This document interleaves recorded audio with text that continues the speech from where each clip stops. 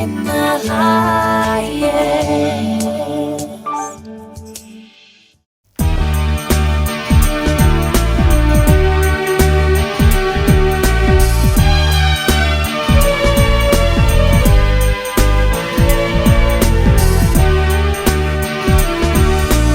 यीशु बुला रहा, यीशु बुला रहा, तेरा नाम ले लेकर तुझे यीशु बुला रहा। क्या पाएगा तू जीत कर इस दुनिया को? क्या लाभ होगा खोकर आत्मा का? तू आ जाए यीशु के पास, तुझे यीशु बुला रहा, यीशु बुला रहा, यीशु बुला रहा, तेरा नाम ले लेकर तुझे यीशु बुला रहा। খ্রিস্ট যিশুতে আমার প্রিয়জনেরা, প্রভু যীশু খ্রিস্টের ভালোবাসার পাত্র হয়ে আমরা তার অনুসরণ করতে এসেছি। প্রভু যীশুর অনুসরণ করতে আমরা কি চাই, অথবা ঈশ্বর খ্রিস্ট যিশুতে আমাদের আহ্বান জানাচ্ছে, কিসের জন্য আহ্বান জানায়? অনেকবার আমরা জীবনে লক্ষ্য ভুলে গিয়ে আমরা জীবন যাপন করি। যিশু বলেছেন যে আমার অনুসরণ করতে চাইলে, কেন আমরা যিশু অনুসরণ করব? আমরা তো জানাই লুকরিত মঙ্গল সমাজের অধ্যায় 9-23 থেকে যিশুর এই বাণী শুনি। পরে তিনি সকলকে উদ্দেশ্য করে বললেন, কেউ যদি আমার পিছনে আসতে ইচ্ছা করে সে নিজেকে অস্বীকার করুক এবং প্রতিদিন নিজের ক্রুশ তুলে নিয়ে আমার অনুসরণ করুক। কেননা যে কেউ নিজের প্রাণ বাঁচাতে চায় সে তা হারাবে, আর যে কেউ আমার জন্য নিজের প্রাণ হারায় সেই তা বাঁচাবে। বস্তুত মানুষ যদি সমগ্র জগৎ জয় করে নিজেকে হারিয়ে বা নিজের বিনাশ ঘটায়, তাতে তার কি লাভ হবে? কেননা যে কেউ আমার ও আমার বাণীর বিষয়ে লজ্জাবোধ করে, মানবপুত্র যখন নিজে গৌরবে ও পিতার ও পুত্র পবিত্র দুধবাহিনী গৌরবে আসবেন, তখন তার বিষয়ে লজ্জাবোধ করবে। আমি তোমাদের সত্যি বলছি, এর এখানে উপস্থিত রয়েছে তাদের মধ্যে এমন কয়েকজন আছে যারা ঈশ্বরের রাজ্য না দেখা পর্যন্ত কোনোমত মৃত্যুর আস্বাদ পাবে না। আমরা যীশু খ্রিস্টের অনুসরণ করি অথবা খ্রিস্ট যিশুতে বিশ্বাস করি, খ্রিস্ট যিশুর পিছনে যাই, আমরা কি পাই, কি উদ্দেশ্য আছে?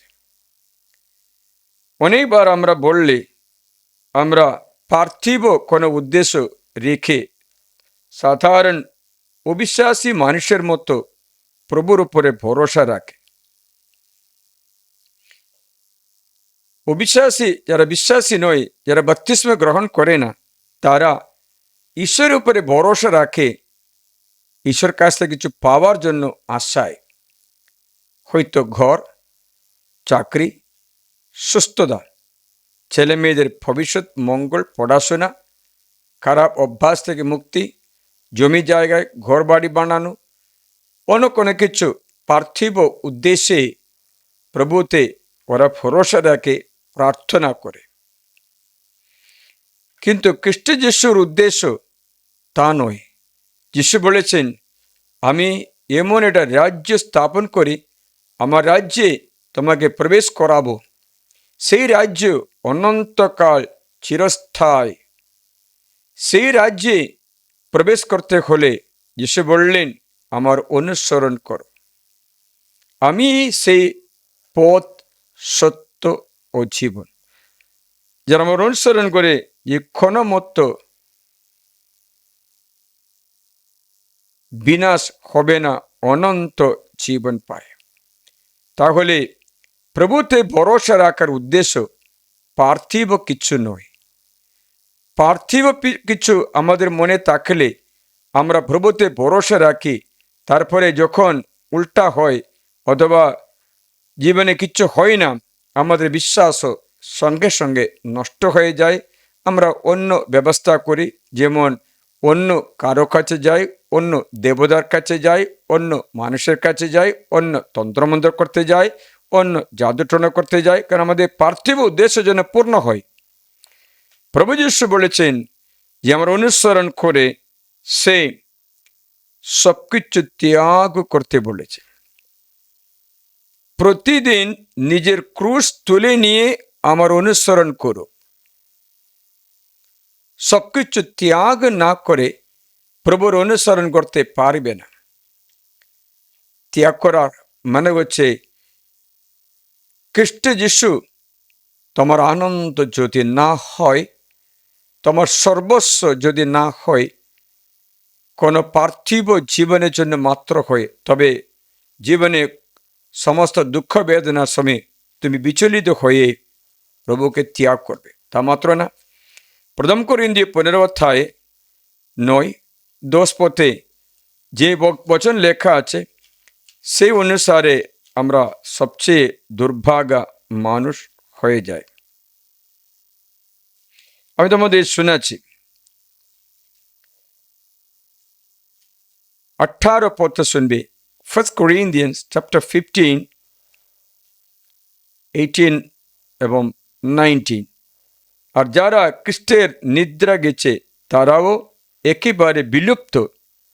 আমরা যদি কেবল এই জীবনে খ্রিস্টের প্রত্যাশা করে থাকি, তাহলে সকল মানুষের মধ্যে আমরাই সবচেয়ে দুর্ভাগা মানুষ। তাহলে খ্রিস্ট যিশু আর কিচ্ছু দিতে চায়, এই পৃথিবীতে থাকার জন্য নয়, পৃথিবীতে থেকে তুমি অন্য কিছুটা পাওয়ার জন্য, দেওয়ার জন্য খ্রিস্ট যিশুর আহ্বান। পার্থিব জীবন মাত্র হয় জীবনের উদ্দেশ্য, তবে খ্রিস্ট যিশু উপরে ভরসা রাখা কোনো লাভ নেই। কারণ যিশু নিজে বলেছেন, সমগ্র পৃথিবী জয় করলেও, মানে ঘর, জমি, স্বামী, স্ত্রী, ছেলে, মেয়ে, খাবার, কাপড়, ঘর সবকিছু পায়, কিন্তু নিজের জীবন অনন্ত করতে পারে না, তবে এ সবকিছু কোনো কাজে লাগে না। যে কেউ নিজের প্রাণ বাঁচাতে চায় সে তা হারাবেই হারাবে। কেন যে কেউ আমার ও নিজেকে হারায়, বস্তুত মানুষ যদি সমগ্র জগৎ জয় করে নিজেকে হারায়, তা কি লাভ হবে? যিশু এই বিষয়ে তাদের একটা উপমা জানিয়েছে। উপমা এই যে, এক ধনী মানুষ এবং এক দরিদ্র মানুষ। দরিদ্র মানুষ রোগী ছিল, ধনী মানুষ সুস্বাস্থ্যে জীবনযাপন করল। ধনী মানুষের কোনো নাম নেই, গরিব মানুষের একটা নাম আছে, লাজার। এই লাজার গরিব থাকা সত্ত্বেও পার্থিব জীবনে কোনো তার আনন্দ নেই। তার আনন্দ স্বয়ং খ্রিস্ট যিশুই। সে যিশু নিজে এই উপমা জানাচ্ছেন। লুক 16 অধ্যায়ে 19 থেকে, এক ধনী লোক ছিল, মানে হচ্ছে ঘর ছিল, খাবার ছিল, কাপড় ছিল, সমস্ত সুখ ভোগ ছিল, অভাব নেই, অসুস্থতাও নেই, রোগ নেই, সব ঠিকঠাক চলছে। দাস দাসীরা ঘরে আছে, খাবার পরিবেশনের লোক আছে, রান্না করা মাসির আছে, কাপড় কাচবার জন্য লোক আছে, জমি জায়গায় আদায় করতে অনেক জমি জায়গা আছে, সব কিছু আছে বলে বলে এত ধনী মানুষ হয়ে গেছে, অনেক ইনকাম, অনেক পয়সা, অনেক ভালো চাকরি আছে, ভালো ইনকাম করছে। সেই ধনী মানুষ দামি রঙিন খমের পোশাক পরতো, হচ্ছে খাবারের অভাব নেই, কাপড়েরও অভাব নেই। সরি। ও প্রতিদিন জাক জমকের মধ্যে ভোজ সবার আয়োজন করত, খাবারের অভাব নেই,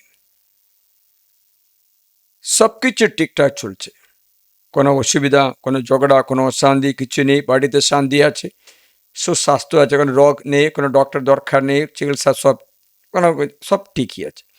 সে ব্যক্তি তার বাড়ির ফটকের পাশে লাজার নামে একটা ভিক্ষারি পড়ে থাকত, তার শরীরে খায়ে ভরা ছিল। উল্টা ধনী মানুষ সুস্বাস্থ্য, ভিক্ষারি রোগী। ধনী মানুষ স্বাস্থ্য ভালো, শরীরে কোনো ঘা নেই, ভিক্ষারি শরীরে পুরা ঘা। সেই ধনীর টেবিল থেকে খাবারে যে টুকরোগুলো পড়তো তা খেতে আকাঙ্ক্ষা করতো, মনে হচ্ছে এ কিচ্ছু নেই, প্রতিদিনের খাদ্য পর্যন্ত নেই, কুকুরেরা পর্যন্ত এসে তার কাছেটা খেত।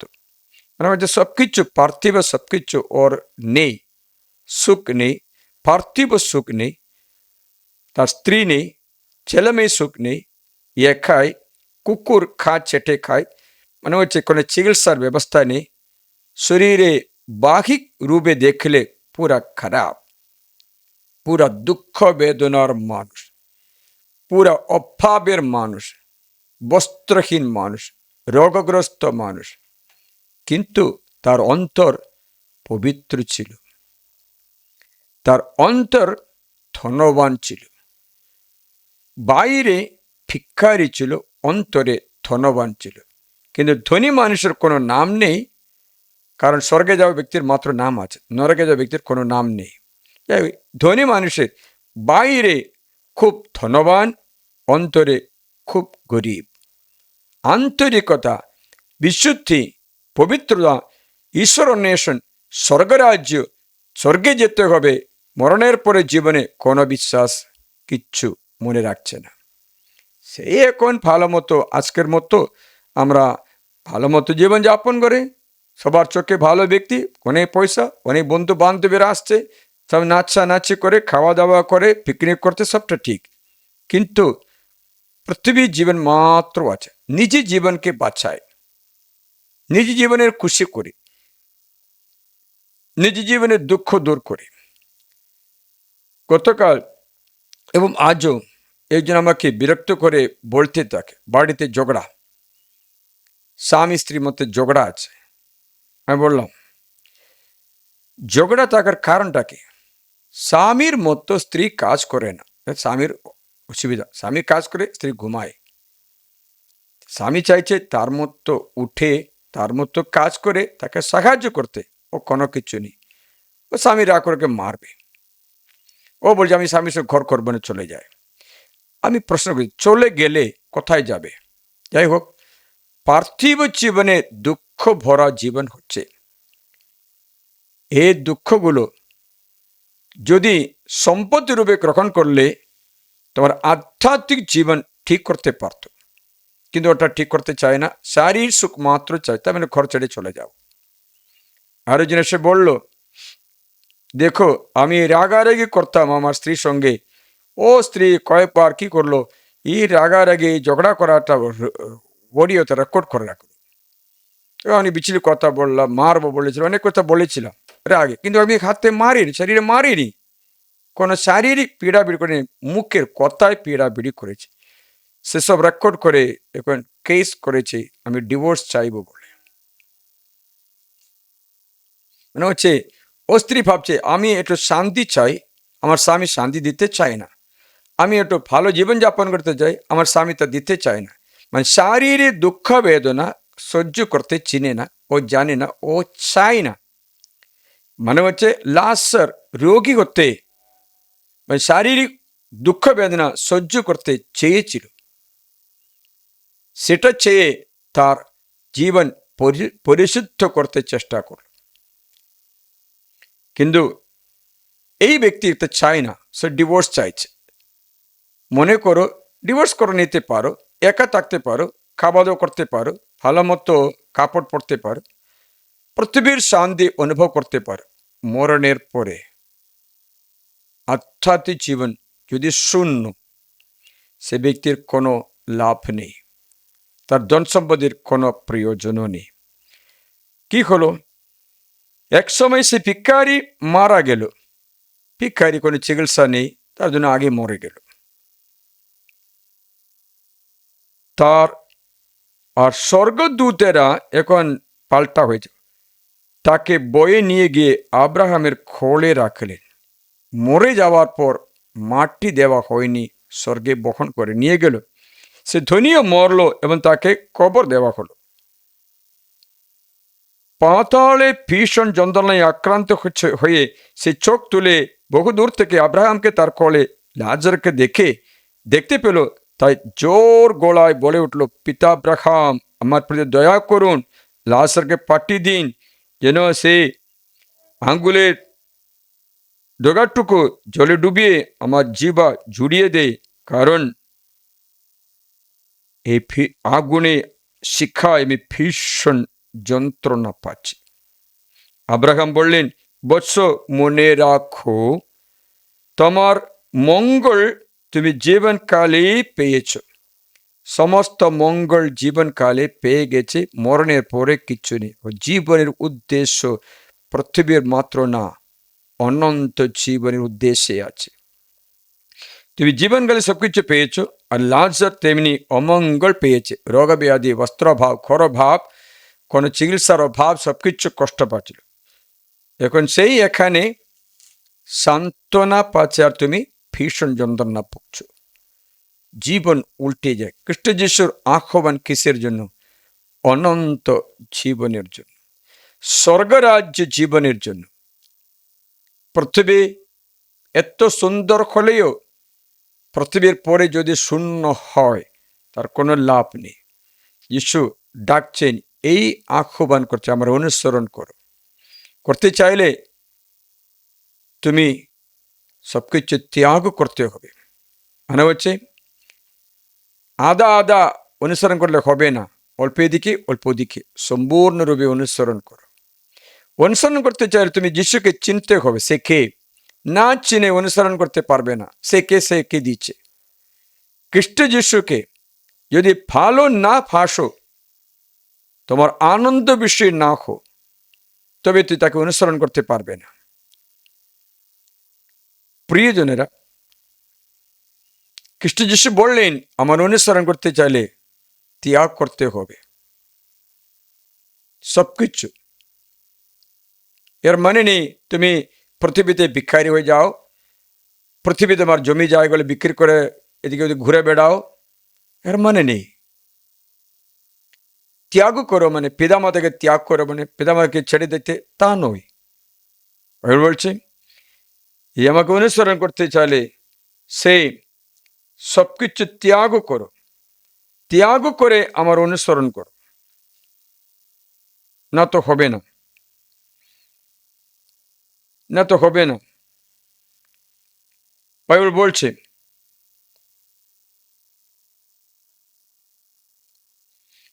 তোমার আনন্দ বিষয়ে আমি যদি না হই, তবে আমার অনুসরণ করতে পারবে না। If I am not your happiness, if I am not your holy happiness, তবে তুমি আমার অনুসরণ করতে পারবে না। If you are searching only my gifts, my graces that you can receive, যদি আমার কৃপা মাত্র চাইছো, সেটা তুমি পেয়ে যাবে, কিন্তু অনন্ত জীবন পেতে পারবে না। অনন্ত জীবন তা পেতে হলে তুমি ত্যাগ করা কয়েকটা জিনিস, তুমি তোমার বিষয়ে আমি মাত্র আনন্দ হতে হবে, আমি মাত্র তোমার আনন্দ হতে হবে। ঈশ্বর বলছেন, আমি যদি তোমার আনন্দ না হো, তুমি মাঝখানে আমাকে ছেড়ে দেবে।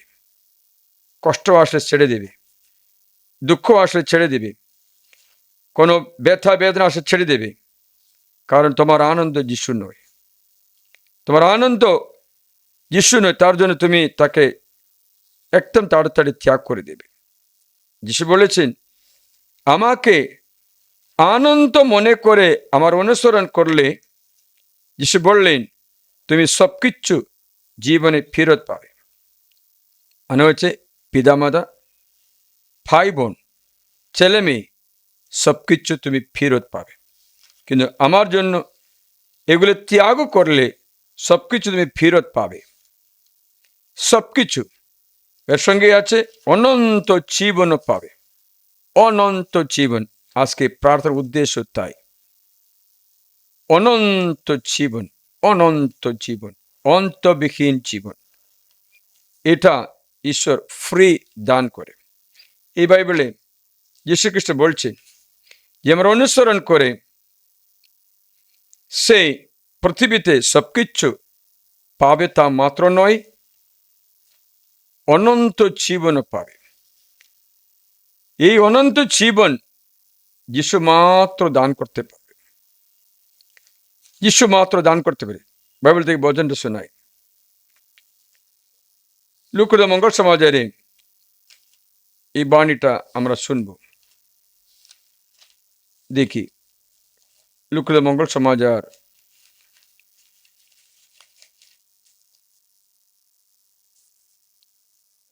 যিশুর আহ্বান করছে, আমরা দেখতে পাব ওই 9 অধ্যায়ে 57 থেকে আছে। তারপরে আমরা দেখতে পাই 14 অধ্যায়ে 25 থেকে,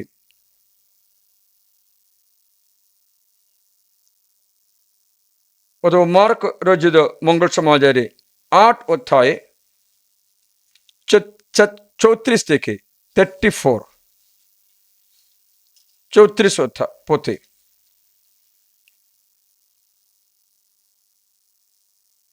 সেখানে লেখা আছে, সবকিছু তুমি পাবে। আমরা লুকুর মঙ্গল সমাজের শুনি 14 অধ্যায়ে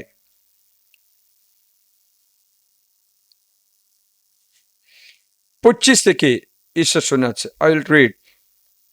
Anyone who comes to me without hating father, mother, wife, children, brothers, and sisters, yes, and his own life too, cannot be my disciple.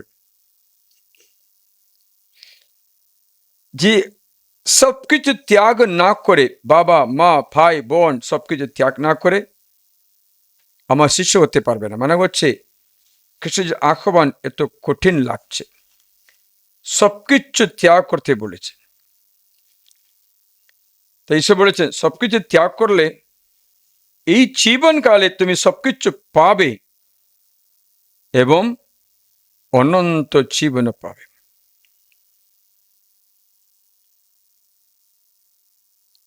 অনন্ত জীবন সেটা ঈশ্বর দান করে। তাহলে জীবনের লক্ষ্যটা কি? যদি অনন্ত জীবন না হয়, আপনার যদি পৃথিবীর জীবন মাত্র হয়, এর ত্যাগের কোনো মানে নেই, এর ত্যাগের কোনো মানে নেই। পিতর একবার বলেছিল, আমরা সবকিছু ত্যাগ করেছি, আমরা কি পাবো? যিশু বললেন যে আমার জন্য সবকিছু ত্যাগ করেছে তারা অনন্তকালে সবকিছু ফেরত পাবে, তার সঙ্গে দুঃখ বেদনাও পেতে পারে।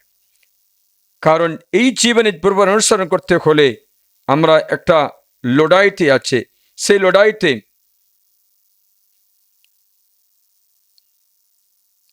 কষ্ট দুঃখ আসতে পারে। তা খ্রিস্ট যিশুর এই অনুসরণ করতে, এই অনন্ত জীবনের জন্য আহ্বান জানায়, পার্থিব জীবন মাত্র না। প্রিয়জনেরা, যিশুকে যদি অনুসরণ করতে চাইলে যিশু তোমার আনন্দ বিষয় হতে হবে। যদি যিশু তোমার আনন্দ না হয়, যিশুর অনুগ্রহ মাত্র ওর আনন্দ হয়ে তুমি তাড়াতাড়ি যিশুকে ত্যাগ করবে। জীবনে কষ্ট আসলে সঙ্গে সঙ্গে যিশুকে ত্যাগ করবে। কিন্তু অনন্ত জীবনের উদ্দেশ্য হয়ে সবকিছু তুমি ত্যাগ করতে আনন্দ পাবে। যিশু উপমা বলেছিলেন। উপমা এই যে একজন ব্যক্তি একটা বিশেষ দামি একটা মুক্তা খুঁজে পেল। সে কি করেন? সে সবকিছু বিক্রি করে ওই মুক্তা আপন করতে চেষ্টা করে। মনে রাখবেন, ও সবকিছু বিক্রি করতে খুশি আছে। শোনা এই বচনগুলো শুনবে। 46 মত্তি 13 অধ্যায়। স্বর্গরাজ্য কোন জমিতে গুপ্ত এমন ধনের মতো, তা খুঁজে পেয়ে একজন লোক আবার গোপন করে রাখে, পরে মনের আনন্দে গিয়ে সবকিছু বিক্রি করে সে জমি কিনে নেয়। এবার সবকিছু বিক্রি করতে ওর আনন্দ আছে, মনে খুব খুশি, কারণ একটা দামি ট্রেজার, পুঁজি, ধন খুঁজে পেয়েছে। সেটা আপন করে নিতে সবকিছু ত্যাগ করতে রাজি আছে। মানে হচ্ছে এক ব্যক্তি খ্রিস্ট যিশুকে খুঁজে পায়, অনন্ত জীবনের খুঁজে পায়, স্বর্গরাজ্য জানতে পারে, তখন সবকিছু ত্যাগ করে সে পাবার জন্য পরিশ্রম করবে। উদাহরণ বললে, একটা ছেলে মাধ্যমিক বা উচ্চ মাধ্যমিক পরীক্ষা পাস করতে চাইছে, ফার্স্ট ডিভিশনে পাস করতে চাইছে। সে কি করেন? সে তার প্রাপ্য আনন্দ ত্যাগ করে।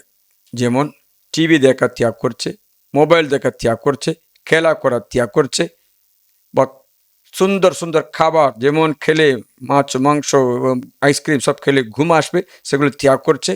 পড়াশোনার জন্য সব প্রস্তুতি করছে, সব ত্যাগ করে মনে খুশির সঙ্গে, কারণ তার উদ্দেশ্য মাধ্যমিক উচ্চ মাধ্যমিক পাস করতে হবে। উচ্চ মাধ্যমিক পাস করলে তার কলেজে একটা ফার্স্ট ডিভিশনে তাকে ভর্তি করতে বলে ওটা প্রমিস হলো। তা পাওয়ার জন্য সবচেয়ে একটা নাম থাকা একটা কলেজে ভর্তি করতে হলে এত মার্ক পেতে হবে, তার জন্য সে রেডি আছে, সব ত্যাগ করতে রেডি আছে। এর মানে নেই সবকিছু ছেড়ে দিয়েছে, সবকিছু না, এটা ত্যাগ করে, কারণ বেশি বড় একটা আনন্দ খুঁজে পায়। আমার কাছে দুটো ছেলে এসে বলল, স্কুলে মাধ্যমিক না উচ্চ মাধ্যমিক পরীক্ষা, কিন্তু পরীক্ষাতে তা ক্লাস টেস্টে সব টেস্টে ও ফেল হয়েছে, তার জন্য 7% নষ্ট হবে, সেটাকে পরীক্ষা লিখতে দেই না, টিচাররা ওকে পরীক্ষা লিখতে দেই না। তখন ছেলে আমার কাছে আসলো, ফাদার কোনো মতো বলুন না। আমি বলি, তুমি যদি ফেল করলে ও স্কুলের নাম আছে, এটা নষ্ট হয়ে যাবে তো। 100% আজ পর্যন্ত এত বছর 100 বছর 100% রেজাল্ট পাওয়া স্কুল, তুমি যদি পরাজিত হলে স্কুলের নাম একেবারে শেষ হয়ে যাবে। সে আমাকে বলল, ফাদার আপনি নিশ্চিন্তে থাকুন, আমি ফার্স্ট ডিভিশনে পাস করবো। আরে বা তুমি কখন প্রমাণ করিনি তো ফার্স্ট ডিভিশনে পাস করি, এত পরীক্ষা তুমি fail fail fail fail fail, আর এবার একটু সুযোগ দিন। তখন দেখলাম ছেলেদিকে চোখে দেখলাম ছেলের ডিটারমিনেশন আছে, মানে সিদ্ধান্ত নিয়েছে। টিচারকে বললাম, এই ছেলের জন্য আমি দায়িত্ব নিয়েছি, সিস্টার টিচার এবার একটু অনুমতি দিন। টিচার বলল, আপনার কথাতে অনুমতি দিচ্ছি, যদি ফেল হলে আপনার উত্তরদায়িত্ব, আপনার দায়িত্ব আছে, আমার স্কুলে পুরা নাম চলে যাবে, আপনার উপরে দোষী হবে। বললাম আমি ঠিক আছে। আমি ও ছেলেকে ডেকে বললাম, বাবা শোনো তো, তুমি আজকে একটু ত্যাগ করে সবটা করবে, হ্যাঁ, নাইলে আমার নামটা চলে যাবে, সিস্টার আমাকে বকবে, টিচার আমাকে করবে, অনেকটা কষ্ট আমার আসবে। যার আমি কোনো বলে ও টিচার আমার কথা শুনবে না। ফাদার কোনো চিন্তা নেই। সেই সময় মানে হচ্ছে 1 মাস নাকি আছে পরীক্ষার জন্য, সব কিছু ত্যাগ করে পড়াশোনা, সন্দেহ থাকলে কাউকে টিচারকে ডেকে পড়াশোনা করে দিনও রাত ত্যাগ করে, খাবার ত্যাগ করছে, সুখ ত্যাগ করছে, ঘুম ত্যাগ করছে, সব কিছু ত্যাগ করে পরীক্ষা পাস করলো। ফার্স্ট ডিভিশনে পাস হলো, সবার চেয়ে একটা বেশি মার্কও পেল, সব খুশি হলো। আমার প্রশ্নটা, এইটা পাওয়ার জন্য, এই ভালো কলেজে ভর্তি হওয়ার জন্য সব কিছু ত্যাগ করে ও পড়াশোনা করলো। যখন আমি বাংলাদেশে ছিলাম, সেখানে একটা ছেলে, এত নটি ছেলে ছিল, টিচাররা তাকে কোনো মতো পরীক্ষা লিখতে দেবে না, মাধ্যমিক লিখতেই দেবে না, ও কোলে প্রমোট করবে না।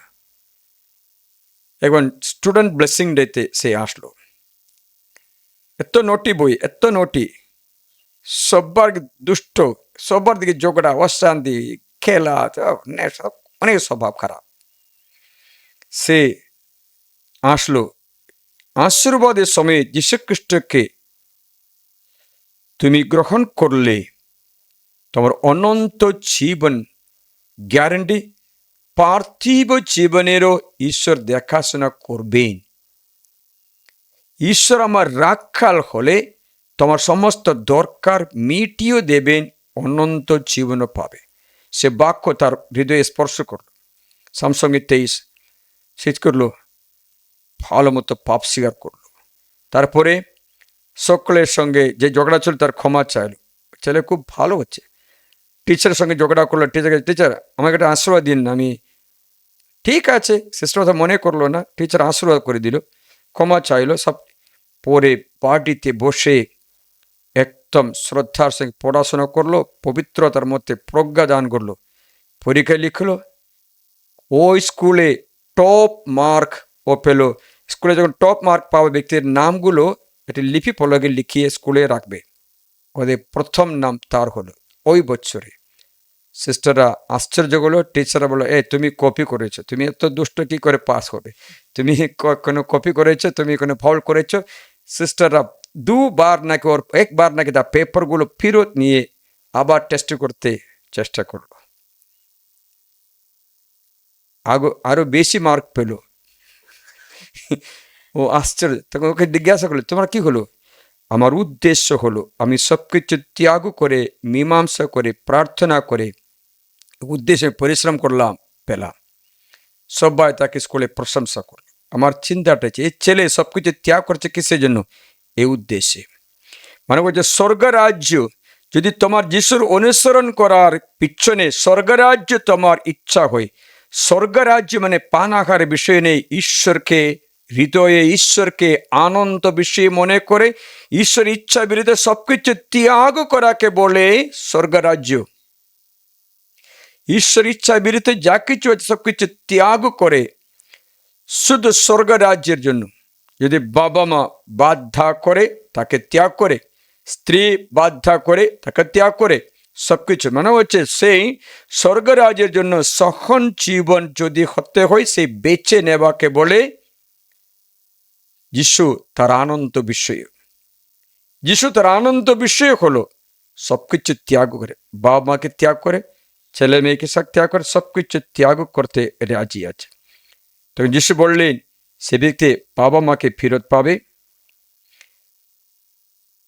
সম্পত্তিও ফেরত পাবে, সবকিছু এখন প্রভুর হাত থেকে ফেরত পাচ্ছে। এবার যখন ফেরত পায় তার কোনো অ্যাটাচমেন্ট, কোনো আকর্ষণ, কোনো লালসা নেই। দেখেছিলে আগে লালসা ছিল, এখন লালসা নেই। সে ব্যক্তির পার্থিব জীবনও অনন্ত জীবনও ঠিক হয়ে যায়। তার যিশু বলেছেন আমার অনুসরণ করতে চাইলে সবকিছু ত্যাগ করতে আমি তোমার আনন্দ হই। যদি আমি তোমার আনন্দ না হই তবে তুমি ত্যাগ করবে না, আধা আধা, হাফ হাফ করবে, এদিকে অল্প ওদিকে অল্প, একটু প্রার্থনা করবে, একটু পাপ করবে, প্রার্থনা করবে, টিভি দেখবে, প্রার্থনা করবে, মোবাইলে আসক্ত হবে, প্রার্থনা করবে, ঝগড়া করবে, প্রার্থনা করবে, গির্জা যাবে, সকাল নোংরামি করবে, যদি জাদু টোনাও করবে, যদি সে কাছে যাবে, প্রার্থনাও করবে, সব কিছু হাফ হাফ হবে না। প্রভু তোমার আনন্দ হয় না। তেমন ব্যক্তি কোনো আশীর্বাদ স্থির করে রাখতেও পারবে না। যদি প্রভু তোমার আনন্দ হয়, all the hardships you will accept, all the losses.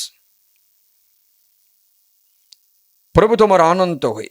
সাধু পৌল একবার বললেন, প্রভু আমার আনন্দ, প্রভু আমার আনন্দ। সে কি বলে জানো? রোমিও 8 অধ্যায়ে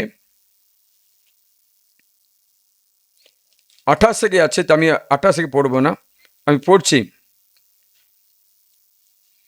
31 থেকেও পড়লেও হবে। সেখানে সাধু পিত্তর বলছেন, ঈশ্বর আমার আনন্দ হয়ে গেছে, ঈশ্বর আমার সর্বস্ব হয়ে গেছে। শুনি, তবে এই সমস্ত কিছুর বিষয়ে আমি কি বলবো? ঈশ্বর যখন আমাদের সপক্ষে, তখন কে আমাদের বিপক্ষে? যিনি নিজের পুত্রকে রেখায় দেননি, কিন্তু আমাদের সকলের জন্য তাকে সঁপে দিলেন, তিনি কি তার সঙ্গে সমস্ত কিছু, দেখো সমস্ত কিছু, ঘর জমি জায়গা চাকরি বাকরি সমস্ত কিছু তোমাদের প্রদান করবেন না? যখন প্রভু যিশু তুমি আপন করে নাও, বাকি সবকিছু ঈশ্বর দেখবেই তো দেখবেন। আবার শুনি, যিনি নিজের পুত্রকে রেখা দেননি, কিন্তু আমাদের সকলের জন্য তাকে সঁপে দিলেন, নিজ পুত্রকে আমাদের দিয়েছেন। সেই পুত্রকে যে ভালোবাসে, তিনি কি তার সঙ্গে সমস্ত কিছুও আমাদের প্রদান করবেন না? ঈশ্বরের মনোনীত জনদের বিপক্ষে কে অভিযোগ আনবে? ঈশ্বর যখন তাদের ধর্মময় বলে তোলেন, তখন কেই বা অভিযোগ উত্থাপন করবে? খ্রিস্ট যিশু তো মরলেন, এমনকি পুনরুত্থানও করলেন। দেখো, মরে পুনরুত্থান করা একমাত্র ব্যক্তি জগতে, মৃত্যুবরণ করা পুনরুত্থানও করা একমাত্র ব্যক্তি পুনরুত্থান করলেন। তিনি তো ঈশ্বরের ডান পাশে রয়েছেন, আবার আমাদের পক্ষে অনুরোধ রাখছেন। স্বর্গে যীশুখ্রিস্ট আমাদের পক্ষে অনুরোধ করতে থাকে। তার জন্য তুমি যিশুকে কেন্দ্র করে, যিশুকে আনন্দ বিষয় করলে, তোমার সব কিছুই যিশু এই আবেদন রেখে, অনুরোধ রেখে তোমার জন্য প্রার্থনায় থাকবে স্বর্গে।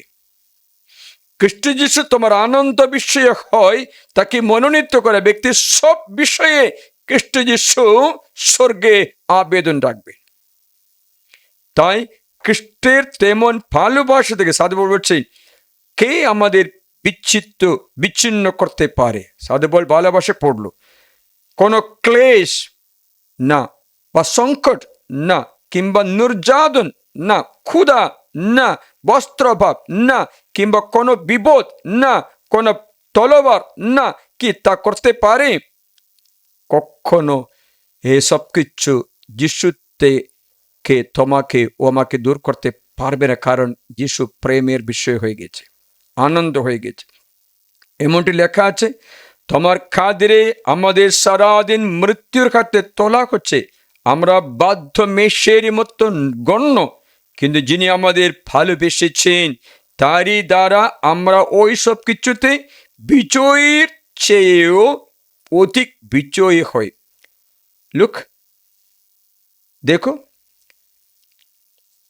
যিনি আমাদের ভালোবেসেছেন তারই দ্বারা আমরা ওই সব কিছুতে বিজয়ীর চেয়েও অধিক বিজয়ী।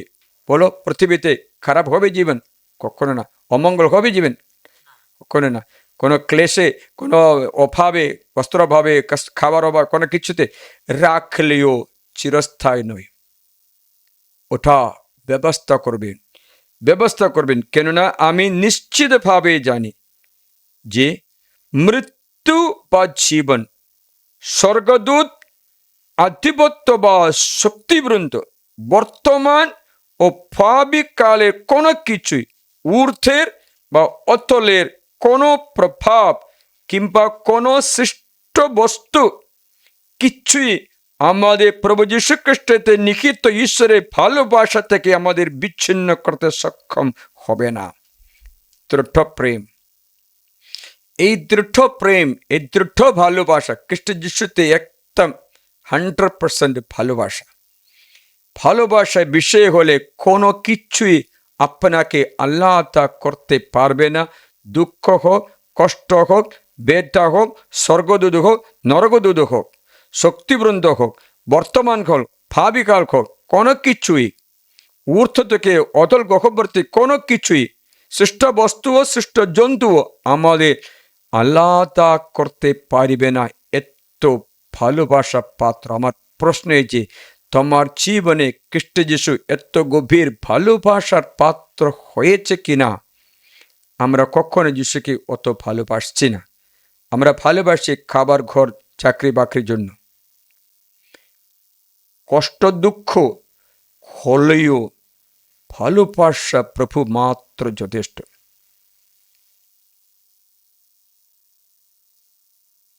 কত মারলেও ওকেই চাই, কত কষ্ট দিলেও নির্যাতন করে ওকেই চাই। কোনো মতো ও আলাদা করতে পারবে না। প্রভু যিশু তোমার আনন্দ বিষয়। If the Lord is your happiness, nothing of this present life can disturb you. Neither your family issues, nor your financial issues, nor your relational issues. Nothing can touch your life. কোনো কিছুই তোমাকে আলাদা করতে পারবে না। শয়তান চেষ্টা করবে পারিবারিক ইস্যু নিয়ে এসে, পারিবারিক সংকট, দুঃখ বেদনা নিয়ে এসে, রোগব্যাধি নিয়ে এসে, ব্যথা বেদনা নিয়ে এসে, আর্থিক অনটন নিয়ে এসে চেষ্টা করে তুমি যিশু থেকে আলাদা হো না। লক্ষ্য স্বর্গ রাজ্য। প্রভু তোমার আনন্দ প্রভুর বস্তুগুলি নয়। প্রভুই তোমার আনন্দ, প্রভুর বস্তুগুলো, প্রভুর জিনিসগুলো, প্রভুর আশীর্বাদগুলো নয়। তবে তোমার সবকিছুই, আমি আগে বলে দিলাম, সবকিছুই দেবেন। সবকিছুই আগে বলে দিলাম, সবকিছুই তার সঙ্গে সমস্ত কিছু আমাদের প্রদান করবেন।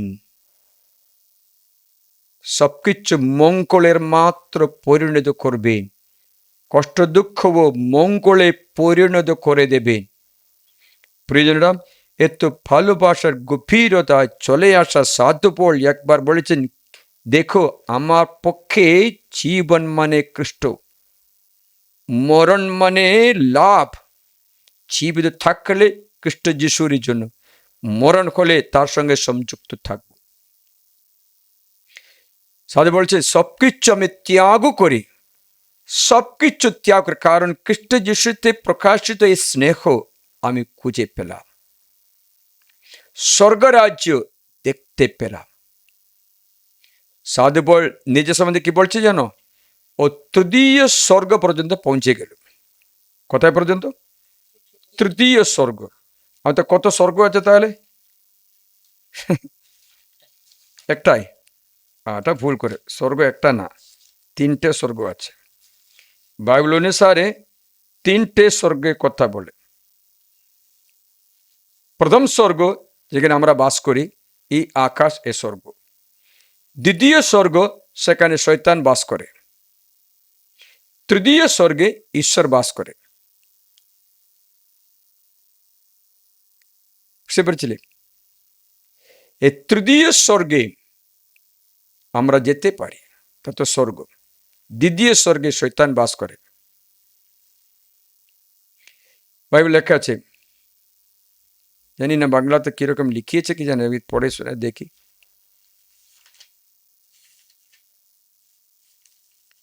আদি বছরে 1 অধ্যায় 1 পদটা দেখি, কারো কারো বাইবেলটা দেখবি। ও বাংলাতে সিঙ্গুলার লেখা আছে। আদিতে যখন পরমেশ্বর আকাশ ও পৃথিবী সৃষ্টি কাজ শুরু করলেন, যখন পৃথিবী নিরাকার ছিল, কিন্তু some other Bible says heavens, God created the heavens and the earth. আকাশগুলো সৃষ্টি করেছে বলছে, heavens and the earth.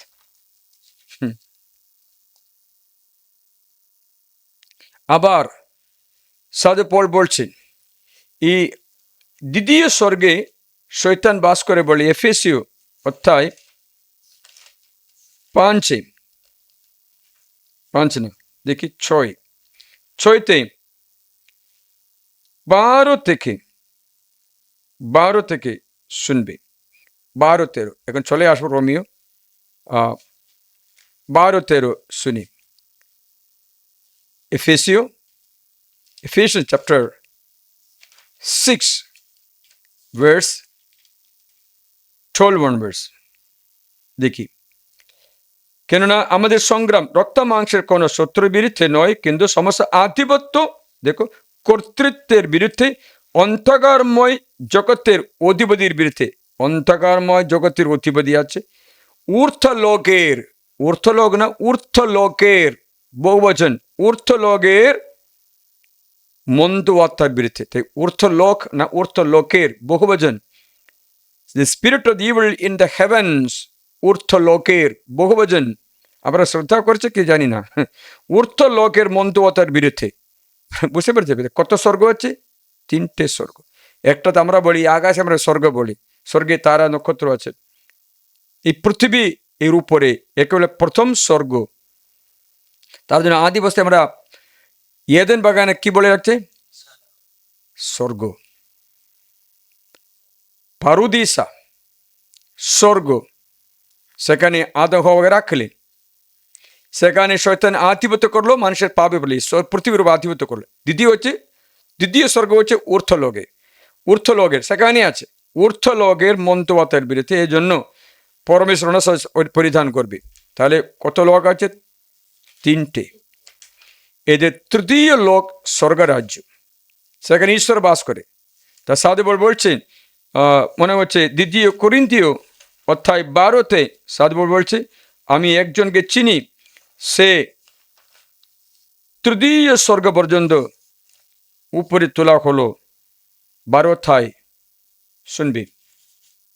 মানে হচ্ছে আপনি এই বচনগুলো শুনে এই তৃতীয় স্বর্গ যদি জানতে পারি, আপনি কখনো পার্থিব জীবনের পিছনে কোনো কিছুতে কান্নাকাটি করবেন না। বাধ্য হয়ে আমি গর্ব করছি, 2 Corinthians chapter 12, এতে কিচ্ছু কোনো লাভ নেই বটে। যা বলছে তো কোনো গর্ব করছে, তাই কোনো লাভ নেই, তবু বলছি। কিন্তু এবার প্রভুর নানা দর্শন ও নানা ঐশ্বর প্রকাশের কথা বলবো। প্রভুর নানা দর্শন, মানে সাধু বল দর্শন পেয়েছে, নানা ঐশ্বর প্রকাশ। আমি খ্রিস্টের আশ্রিত একটা মানুষকে চিনি, খ্রিস্টের মাত্র আশ্রয় না ব্যক্তি, the one who is trusting only in the Lord Jesus Christ. তার আশ্রয় পুরা খ্রিস্টে। আমি চিনি।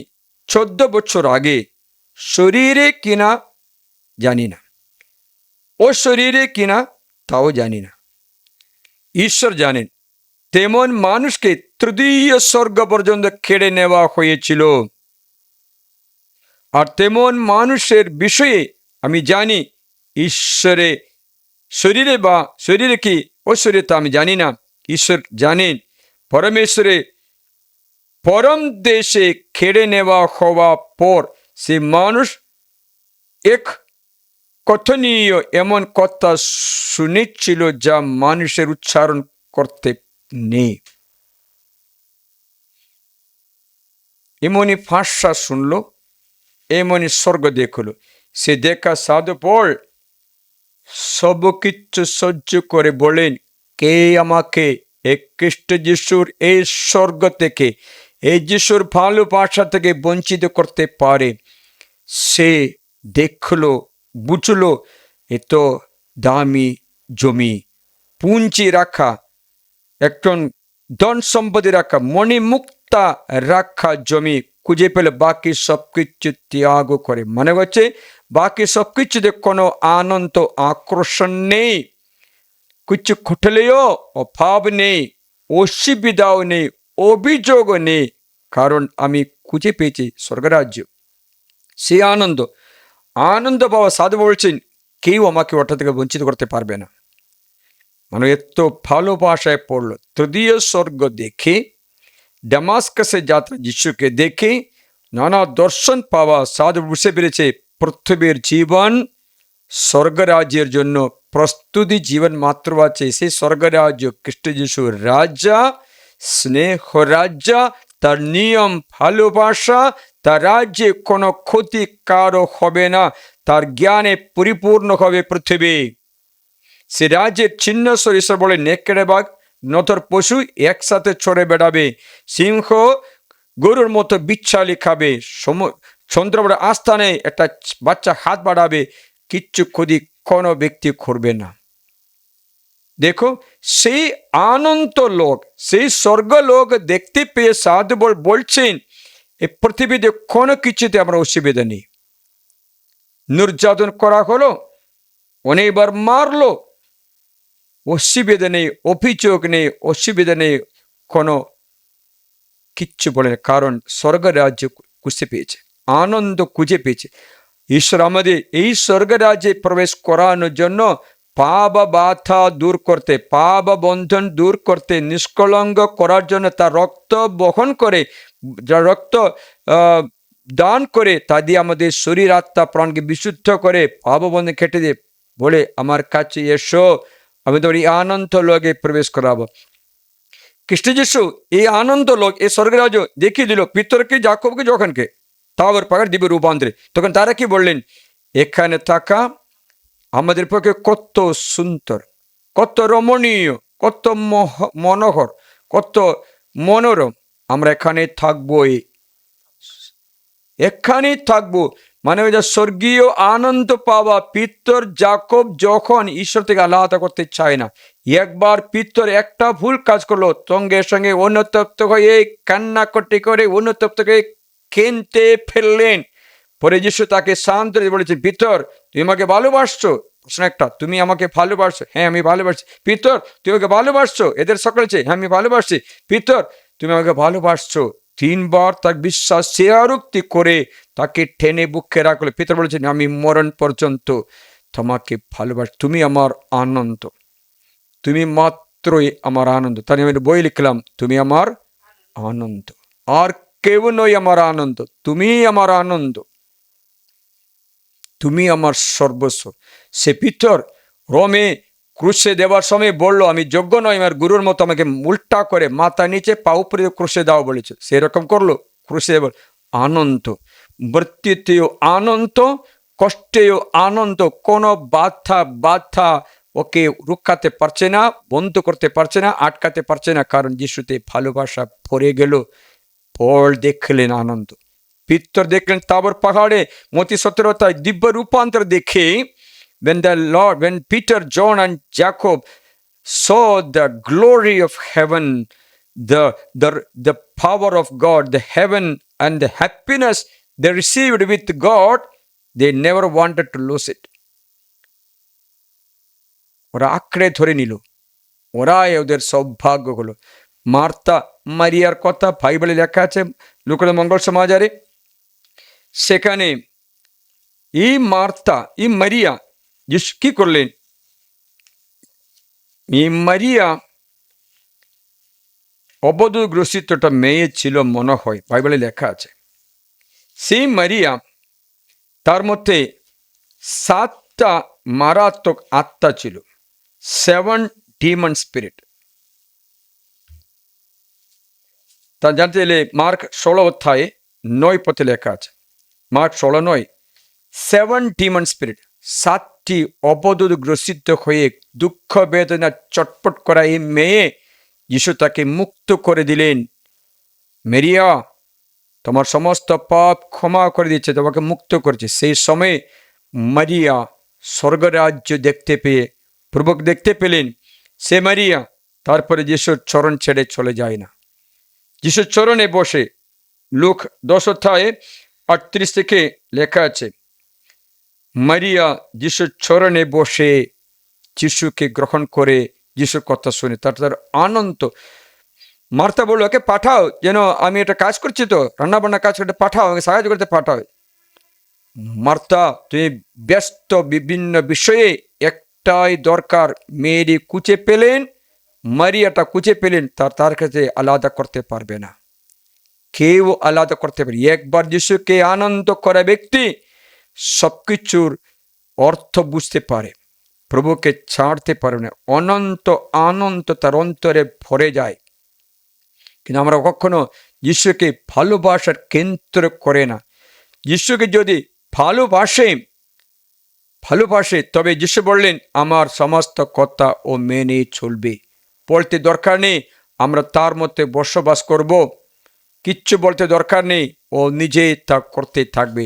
কারণ আমার অনিচ্ছু কিচ্ছু করতে ওরা চাইবে না, আমার অনিচ্ছু কিচ্ছু করতে ওরা চাইবে না। কারণ আমার ভালোবাসা একবার পেলে ওর জীবনে সব কিছু আমি হব, আর কখনো আমার থেকে আলাদা থাকতে ওরা পারবে না। যিশু বললেন যে আমার, যখন 14 অধ্যায় পর্যন্ত শুনি,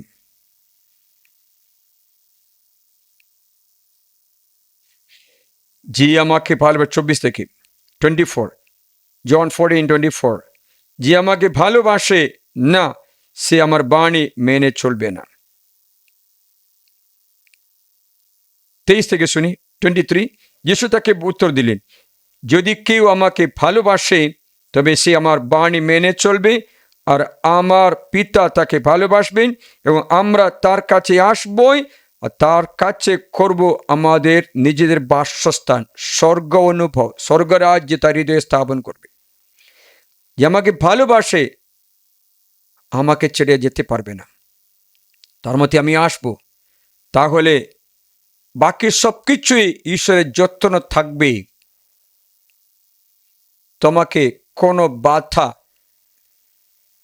এই ভালোবাসার মধ্যে রাখতে দেবে না, কোনো কিছুই, সব কিছু ত্যাগ করবে। কারণ ও মণিমুক্তা খুঁজে পেল, ওই ধন সম্পত্তি খুঁজে পেল, এই পুঁজি খুঁজে পেল, এই গুপ্ত ধন খুঁজে পেল, বাকি সব কিছু আনন্দের সঙ্গে ত্যাগ করে, ছেলে পড়াশোনা পাস করতে বাকি সব কিছু আনন্দের সঙ্গে ত্যাগ করে এই লক্ষ্যে পৌঁছবার জন্য। এর মানে নেই ছেলে তারপরে খাওয়া দাওয়া করবে না, ছেলে কোনো পৃথিবীর কোনো জিনিস নেবে না, ওর নেই, সব কিছু হবে, সব কিছু হবে, কিন্তু লক্ষ্য পৌঁছবার বাধা দিতে দেবে না, তোমার লক্ষ্যে পৌঁছবার, স্বর্গরাজ্যে পৌঁছার বাধা দিতে দেবে না, কোনো কিছুই, সব কিছু থাকবে। প্রিয়জনেরা, তাই যিশু বলেন আমাকে যে ভালোবাসে না সে আমার কথা মেনে চলবে না। তাহলে প্রভু ভালোবাসা পাত্র হওয়া সাধুফল সব কিছু ত্যাগ করেছেন। পড়াশোনা ব্যক্তি ছিল, ডক্টর ডিগ্রি ছিল, নিয়মে পণ্ডিত ছিল, ফরিসি ছিল, ইহুদি বেঞ্জামিন গোত্রের জন্ম, গামালিয়া স্কুলে পণ্ডিত, সব কিছু রোমান সিটিজেন আছে, সব কিছু ত্যাগ করে যিশু মাত্রই তার কেন্দ্র, তার আনন্দ। প্রিয়জনেরা, খ্রিস্টীয় আহ্বান তাই, খ্রিস্ট যিশু মাত্র তোমার আনন্দ, তবে তোর মুক্তি সাধন করা হয়, তোর পাপ মোচন করা হয়, তোমার অনন্ত স্বর্গরাজ্য পাওয়া যায়, অনন্ত আনন্দ আপন করতে পারে না। তোমরা পার্থিব জীবনের পিছনে দৌড়ে দৌড়ে আঘাতগ্রস্ত হয়ে কান্নাকাটি করবে। প্রিয়জন, আজকে যিশু আহ্বান, তুমি আমার পিছনে এসো। আমরা যিশুকে ভালোবাসি, আনন্দ বিষয়ে যিশু হয়ে আসুন দ্বারা আরাধনা করি।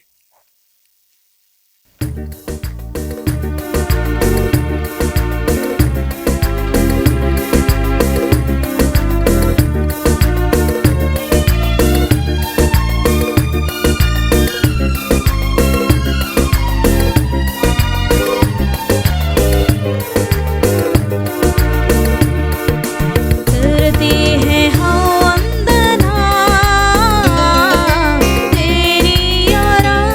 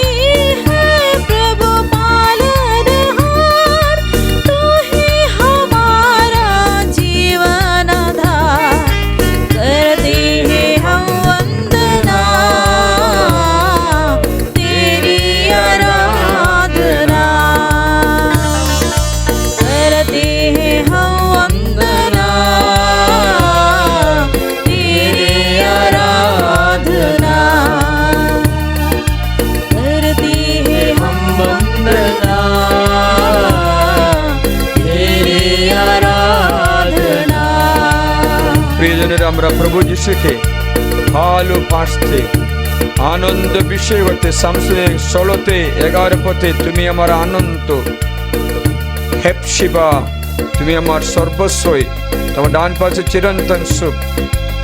বাইবেল বলছে যখন ঈশ্বর আমার আনন্দ হয়ে আমার সবকিছু তুমি মিটিয়ে দেবে।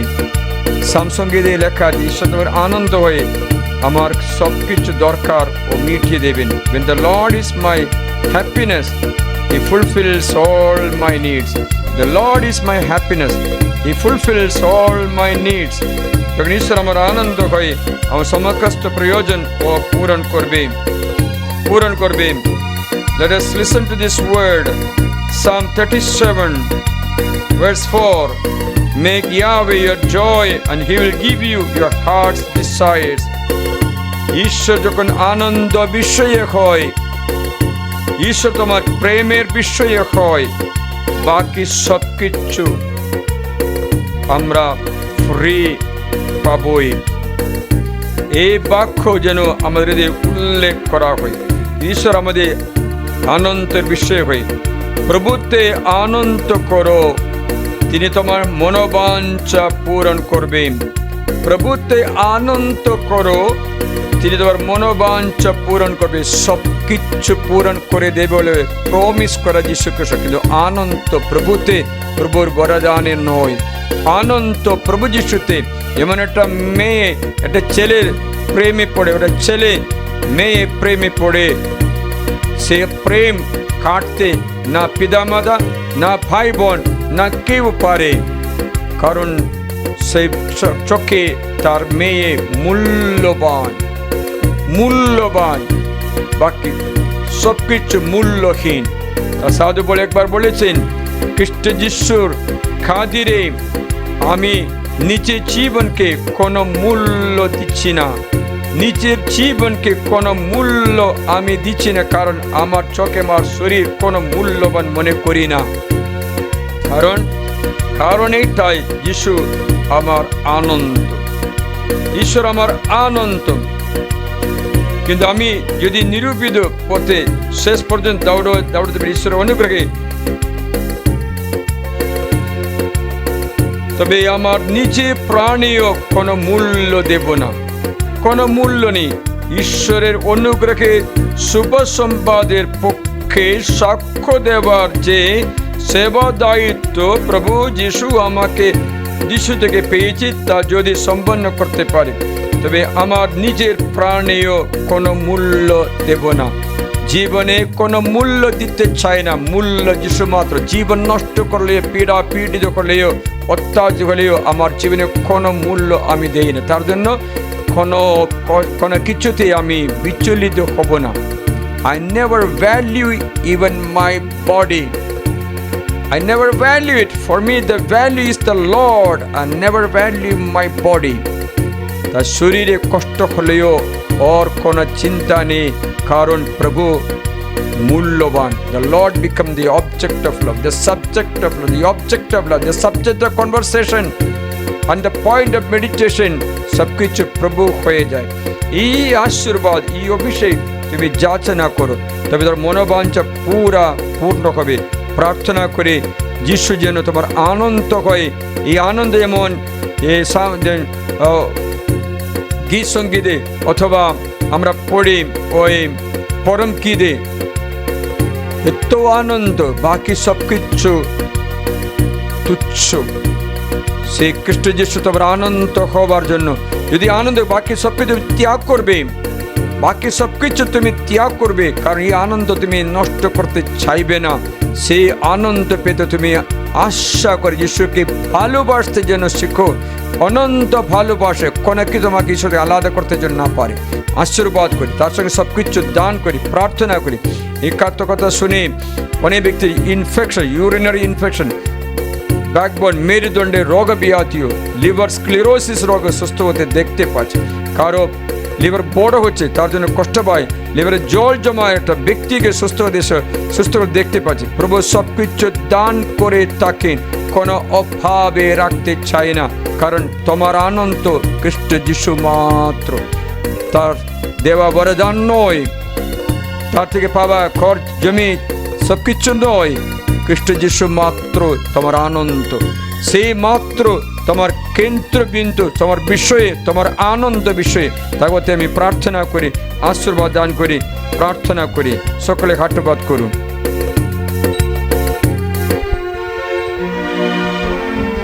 সর্বশক্তিমান ঈশ্বর তোমাদের সকলকে আশীর্বাদ করুন, যেন যিশু তোমার আনন্দ হয়, বাকি সব কিছু ত্যাগ করতে যেন পারে। যিশু তোমার কেন্দ্রবিন্দু হয়, যিশু তোমার আনন্দ বিষয়ে, তার জন্য সব কিছু ত্যাগ করতে যেন পারে।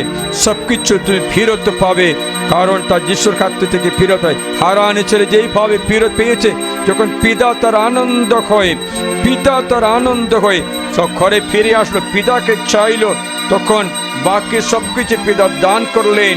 তাই তোমার জীবনেও প্রভুর আনন্দ হয়, পিতা ও পুত্র পবিত্র আত্মার নামে आमीन। এই পরম পবিত্র ঐশ্বরিক সংস্কার प्रतिमूर्ति प्रशंसा धन्यवाद तुम्हारी हो, পিতা পুত্র পবিত্র আত্মার জয় হোক। যেমন আদিতে হইতে এখন তেমনি হয়, আমি যুগে চিরকাল এই में পরম आमीन। পবিত্র ঐশ্বরিক সংস্কার प्रतिमूर्ति प्रशंसा धन्यवाद तुम्हारी हो, তুমি আমার আনন্দ, তুমি আমার আনন্দ, তোমাকে ছেড়ে যাব না, তোমাকে ছেড়ে যাব না। তোমাকে ভালোবেসে সব কিছু ত্যাগ করব, তোমাকে ভালোবেসে সব কিছু ত্যাগ করব। তুমি যে আমার আনন্দ,